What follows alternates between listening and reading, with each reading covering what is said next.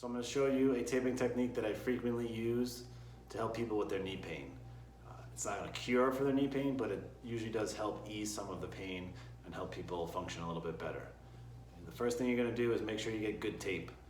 Most tape that you buy in drugstores or sporting goods stores really isn't that good. The best tape out there that I think, I've been using it for years, is rock tape. You can get it on Amazon. But I think they have the best adhesive and it lasts the longest, and patients have said the same thing. Next, you're gonna measure your length of tape, which I'll show you in a second, and you're gonna wanna round the edges. Remember, always round the edges so it stays on longer. So you're gonna measure, you're gonna sit in a chair, and then you're gonna measure a strip of tape that kind of goes like that, okay? And then what you're gonna do is fold the tape in half, find the middle. You'll rip the back and then fold back little tabs there.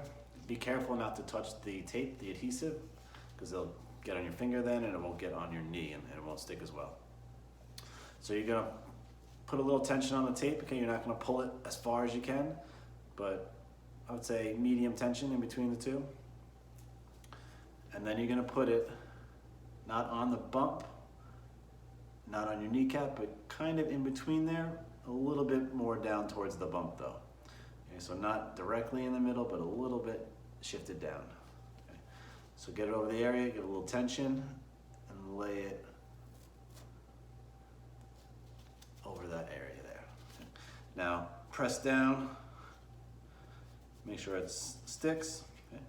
Then you're gonna take one side, peel off the tape, till the very end, leave a little bit on the end, get a little tension, and then curve up towards your quad muscle. Okay, smooth it out. Same thing on the other side. Peel the tape off, leave a little bit at the end, okay. A little bit of tension, and then curl it up towards your quad.